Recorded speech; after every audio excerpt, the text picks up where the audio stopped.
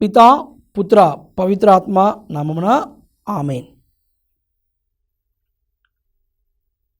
క్రీస్తు నాథుని యందు మిక్కిలి ప్రియులకు సహోదరి సహోదరులరా, క్రీస్తు సందేశం దివ్యవాణి టీవీ కార్యక్రమానికి స్వాగతం సుస్వాగతం.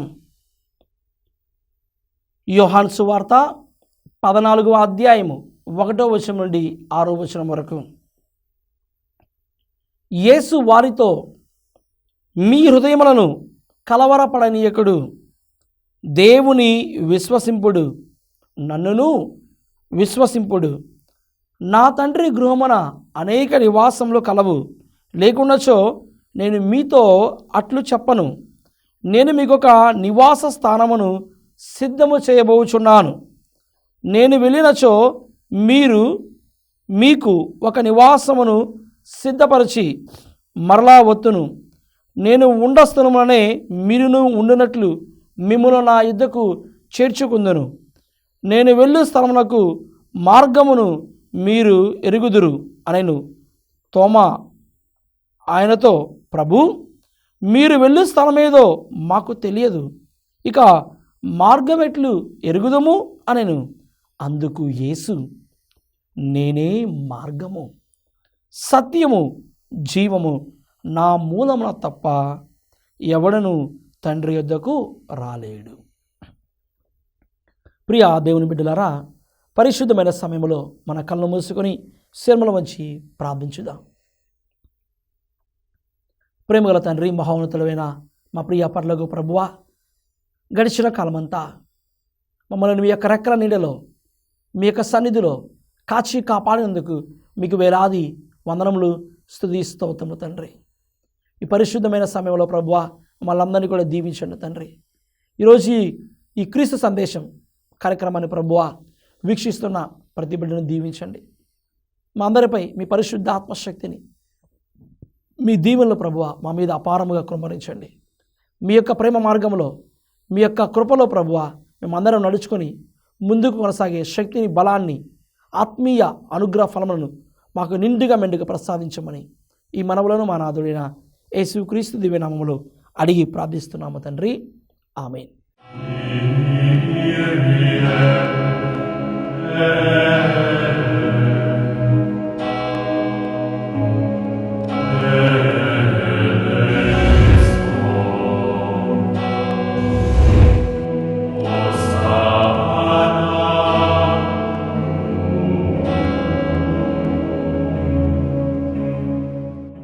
ప్రియమైన సహోదరి సహోదరులరా, ఈరోజు మనం అందరం కూడా ధ్యానిస్తున్న అంశము ప్రభువుతో మన ప్రయాణం. ప్రభువుతో మన ప్రయాణం. ఈ దైనందిన జీవితంలో మనమందరము కూడా మన ప్రయాణాన్ని ప్రభువుతో కొనసాగిస్తూ ఉండాలి. మనుషులు అనేక మంది ఈ ఆత్మీయ జీవితంలో, ఈ విశ్వాస జీవితంలో, ఈ మానవుడి జీవిత ప్రయాణంలో అనేక మంది మనుషులు ఎదురవుతూ ఉంటారు. అది కుటుంబంలో కావచ్చు, సంఘ జీవితంలో కావచ్చు, ఉద్యోగం దగ్గర కావచ్చు, లేకపోతే మనము చేసే వృత్తిని బట్టి అనేక మంది మనకు మనుషులు పరిచయం అవుతూ ఉంటారు. అయితే ప్రియమైన దేవుని బిడ్డలారా, మరి అందరూ అని కాదు, కానీ చాలా వరకు మనుషులు చాలా వరకు మనను మోసము చేస్తూ ఉంటారు. అసూయ కలిగి ఉంటారు, ఈర్ష్య కలిగి ఉంటారు, క్రోధము కలిగి ఉంటారు, అహంభావముతో ఉంటారు. అందరూ అని కాదు, చాలా వరకు మనుషులు మరి తోటి వారి మీద దుర్భాషలాడుతూ మరి జీవిస్తూ ఉంటారు. అయితే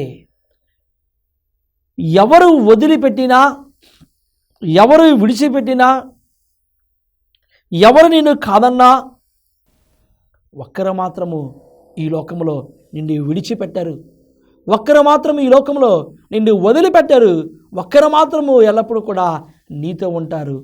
ఎవరు అనగా నిన్ను నన్ను ప్రేమిస్తున్న దేవుడు యేసుక్రీస్తు ప్రభు.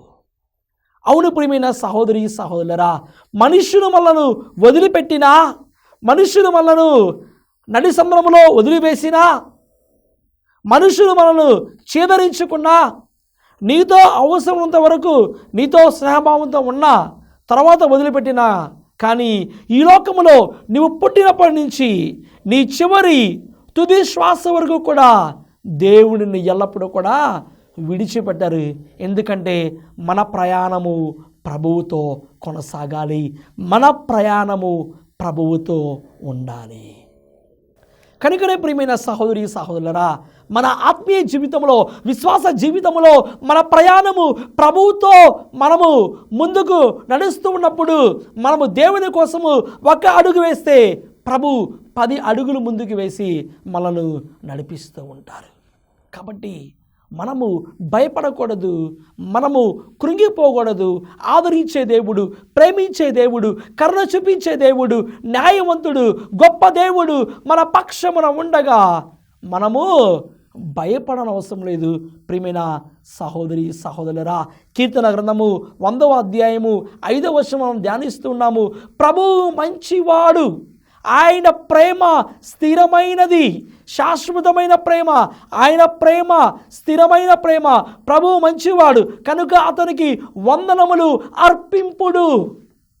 ప్రభువుతో మన ప్రయాణము కొనసాగుతున్నప్పుడు, ప్రభువుతో మన మానవ జీవితము, ఆత్మీయ విశ్వాస జీవితంలో మనము ముందుకు వెళ్తున్నప్పుడు ప్రభుని అంటిపెట్టుకుని జీవిస్తూ ఆయనతో మన ప్రయాణము ముందుకు కొనసాగాలి.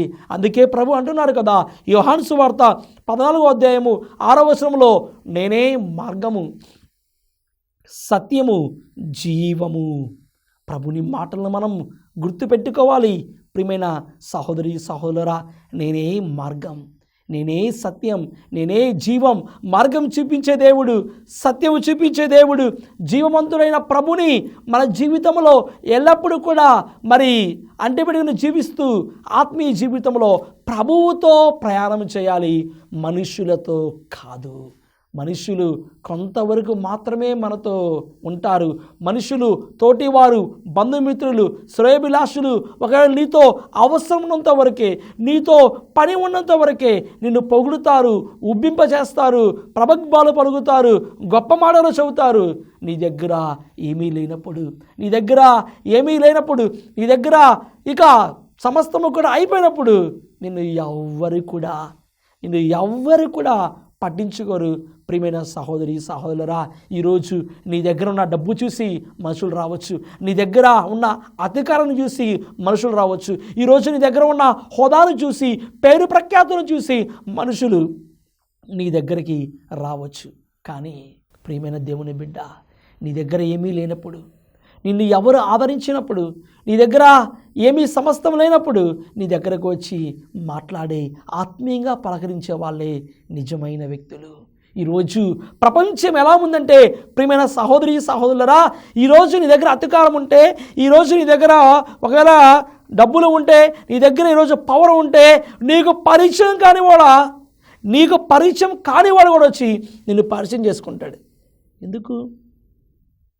నీలో ఉన్న మంచి వ్యక్తిత్వాన్ని బట్టి కాదండి, నీ దగ్గర ఉన్న బలగాన్ని బట్టి, నీ దగ్గర ఉన్న డబ్బును బట్టి, నీ దగ్గర ఉన్న అధికారాన్ని బట్టి, నీ దగ్గర ఉన్న పేరు ప్రఖ్యాతులను బట్టి నీకు పరిచయం కానివాడు కూడా వచ్చి నీకు షేక్ హ్యాండ్ ఇచ్చల్లా, నీకు గిఫ్ట్స్ ఇచ్చల్లా, నీకు అది ఇచ్చల్లా, నీతో పరిచయం పెంచుకుంటాడు.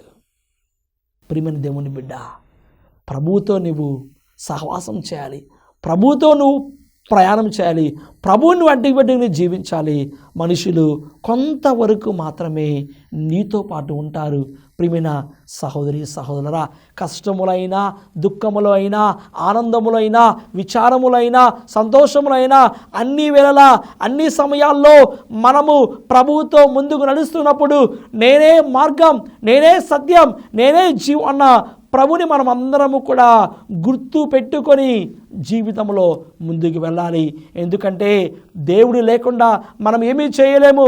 మన రక్షణ కోటయు, మన రక్షణ దుర్గము ప్రభువే. కాబట్టి ప్రభువుని మనం అందరము కూడా మరి ఆయన సహవాసాన్ని కోరుకుంటూ ముందు కొనసాగుతున్నప్పుడు మన ఆత్మీయ జీవితంలో, మన ఆధ్యాత్మిక జీవితంలో మనం అందరము కూడా బలపడతాము.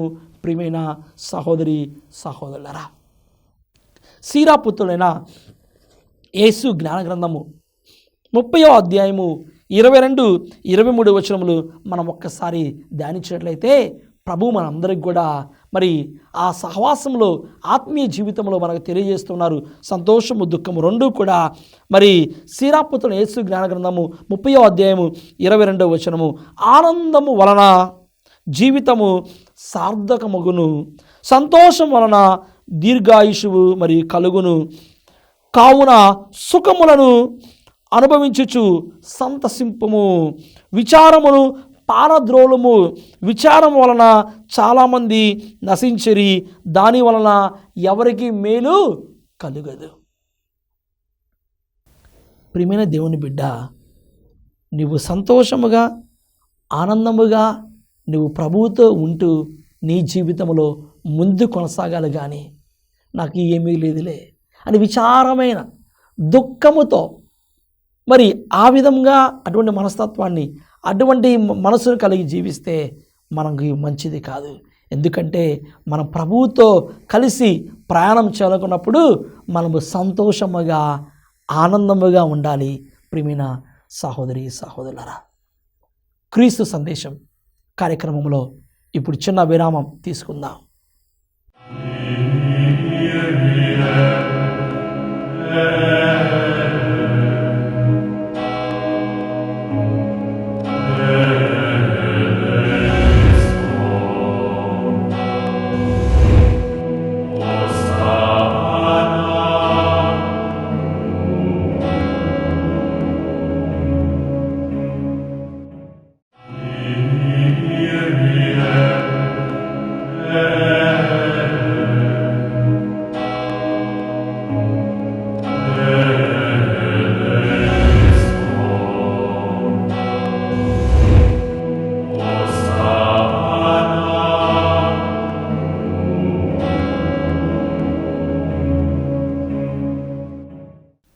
క్రీస్తు సందేశం కార్యక్రమానికి తిరిగి స్వాగతం.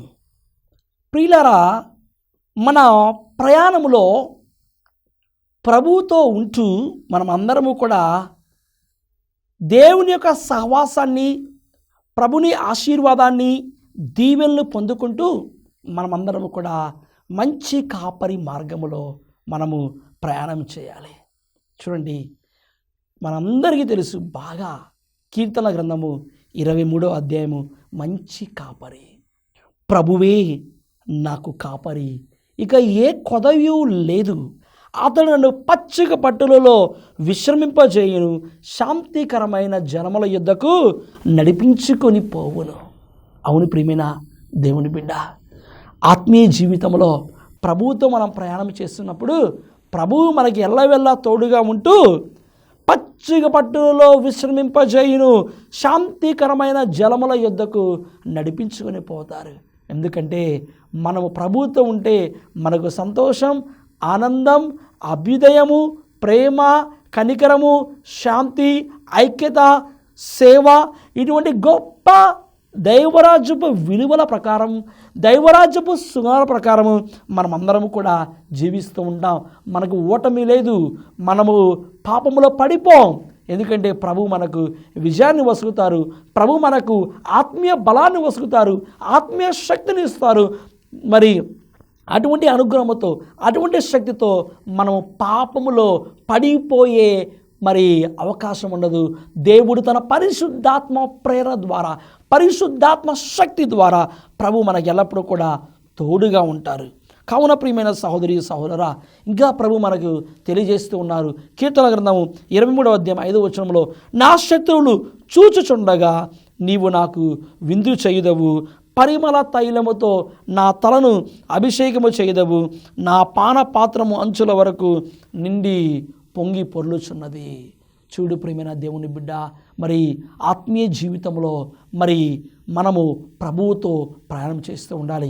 గుర్తుంచుకోండి, మన యొక్క జీవితంలో మనము అనేక సార్లు కూడా మరి దేవుని మనము వదిలిపెట్టకుండా ప్రభువుతో మనము కలిసి జీవిస్తూ ముందుకు వెళ్ళాలి. మనందరికీ తెలుసు, పేతురు గారు మరి ప్రభువుతో నడవాలని ఆశపడ్డాడు. నీటి మీద ప్రభువు నడుచుకొని వస్తుంటే మరి ప్రభువును చూసి తాను కూడా ఆ పడవలో నుంచి దిగి నడవాలని కోరుకున్నాడు, నడుస్తూ ఉన్నాడు. ప్రియమైన దేవుని బిడ్డ, ఇక్కడ మనం గమనించినట్లయితే మరి ప్రభువే మరి పేతురు మరి మునిగిపోతున్న సమయంలో ప్రభువే పేతురు చెయ్యిని పట్టుకున్నారు. పేతురు పట్టుకోవడం కాదండి, ప్రభువే పేతురు చెయ్యిని పట్టుకున్నారు. ఈరోజు మనము ప్రభుని చెయ్యి పట్టుకోవడం కాదు, ప్రభువే మన చెయ్యిని పట్టుకోవాలి. ఎప్పుడైతే ప్రభు మన చెయ్యిని పట్టుకుంటారో ఇక మనం పడిపోం, ఇక మనం పడిపోయే అవకాశం లేదు. ఎందుకంటే నా రక్షణ దుర్గము, నా రక్షణ కోటయు ప్రభువే. మన చెయ్యి పట్టుకున్నప్పుడు మనకి ఓటమి ఉండదు, మనం పడిపోము. మనం ఎల్లప్పుడూ కూడా విజయాన్ని, ఆనందాన్ని, సంతోషాన్ని, అభ్యుదయాన్ని పొందుకుంటాము. ప్రియమైన సహోదరి సహోదరా, మనము ప్రభుని చేయి పట్టుకోవడం మంచిదే, కానీ ప్రభుని చేయి పట్టుకుంటాం, ఒకవేళ పాపములో పడిపోతే, ఒకవేళ తప్పు చేస్తూ ఉంటే ఇక ప్రభుని చేయి నుంచి మనం నిదానంగా జారిపోయి పాపములో పడిపోతాం. కానీ ఎప్పుడైతే దేవుడు మన చేయి పట్టుకుంటారో ఇక మనకు ఆనందము, సంతోషము, మనం ధైర్యముగా ఉండగలము.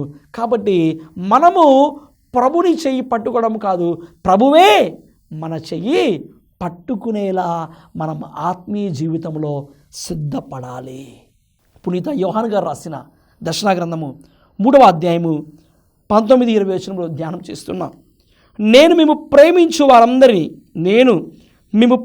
వారందరినీ గద్దించుచుందును, శిక్షించుచుందును, కనుక ఆసక్తి కలిగి హృదయ పరివర్తనము చెందుము. చూడండి, వినుము, నేను ద్వారము వద్ద నిలిచి తలుపు తట్టుచున్నాను. ఎవరైనను నా స్వరమును విని తలుపు తెరిచిన లోనికి వత్తును, వానితో భుజింతును, అతడు నాతో భుజించును. అవును ప్రియమైన సహోదరి సహోదరులారా, మరి వినుము, నేను ద్వారము వద్ద నిలిచి తలుపు తట్టుచున్నాను. ఈరోజు ప్రభు నీ హృదయం అనే ద్వారం వద్ద నిలిచి తలుపు తట్టుచున్నారు.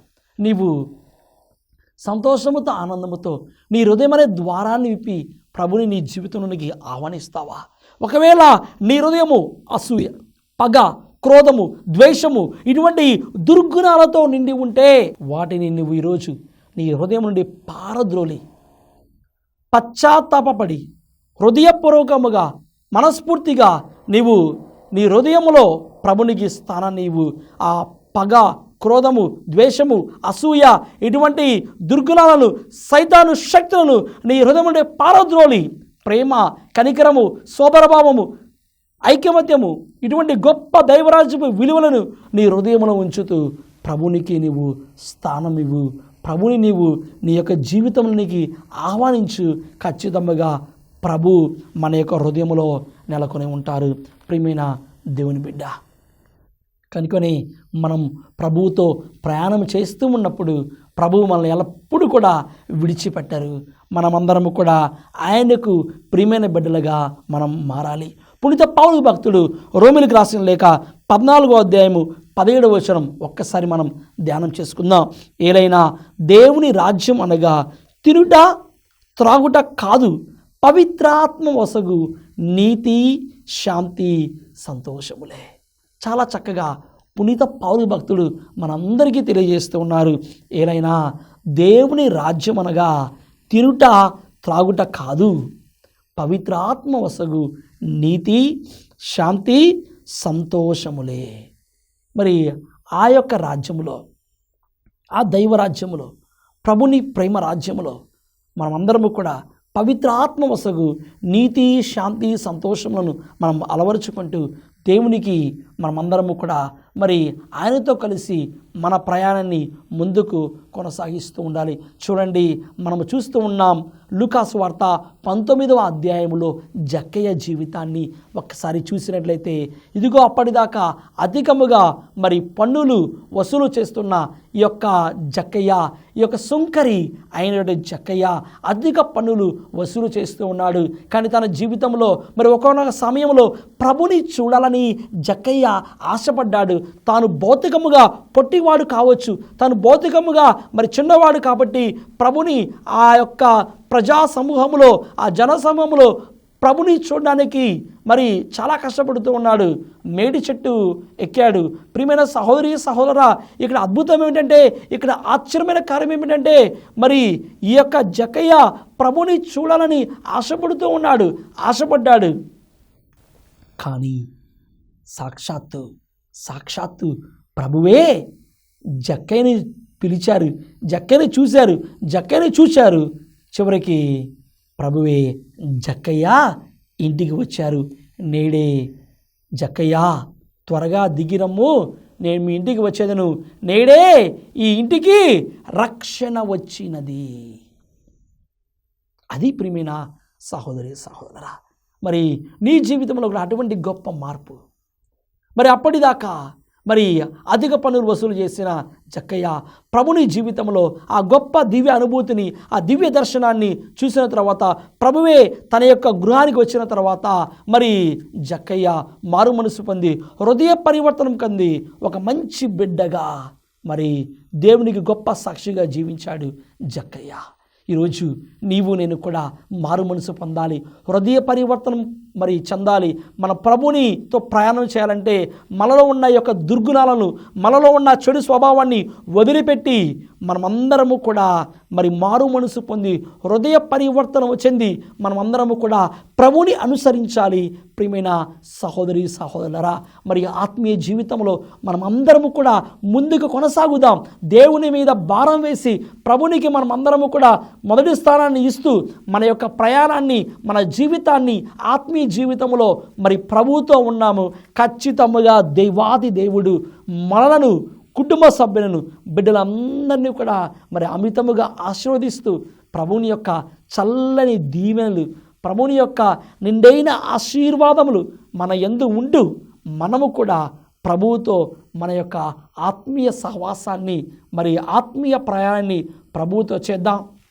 ఎల్లవేళలా దేవుని యొక్క కాపుదల మన జీవితంలో ఉంటూ, అలనాడు దేవుడు పరిశుద్ధ గ్రంథంలో చూస్తూ ఉండగా అబ్రహాము శారా కుటుంబాన్ని, ఈసాకు రిబ్కా కుటుంబాన్ని, యాకోబు రాహేలు కుటుంబాన్ని, అన్న ఎల్కానా కుటుంబాన్ని, సారా తోబియా కుటుంబాలను, జకరియా ఎలిజబెతమ్మ కుటుంబములను అలా దీవించిన విధముగా ప్రభు మనందరి కుటుంబాలను కూడా దీవిస్తూ మనమందరము తిరు కుటుంబాన్ని, పవిత్రమైన కుటుంబాన్ని ఆదర్శంగా స్వీకరించుకుంటూ చిన్నారి మరి బాలయేసు, మరియ తల్లి, జోజప్ప గారిని మరి మనమందరం ఆ తిరు కుటుంబాన్ని ఆదర్శముగా స్వీకరించుకుంటూ మనమందరము కూడా మన యొక్క సంఘ జీవితాన్ని, మన కుటుంబ జీవితాలను, మన వ్యక్తిగత జీవితాలను ప్రభువుతో మనమందరం కలిసి ముందుకు ప్రయాణం చేద్దాం. ఈ ప్రయాణంలో, ఆత్మీయ సహవాసంలో ప్రభు మనకు ఎల్లవేళలా తోడుగా ఉండి మనందరినీ తన యొక్క కృపలో, తన రక్షణ కోటలో నిత్యము పదలపరిచి కాచి కాపాడునుగాక. ఆమేన్. ప్రభు మీతో ఉండునుగాక, మీ ఆత్మతో ఉండునుగాక. సర్వశక్తి గల సర్వేశ్వరుడు పితా, పుత్ర, పవిత్ర ఆత్మ మనల్ని దీవించి కాచి కాపాడునుగాక. ఆమేన్.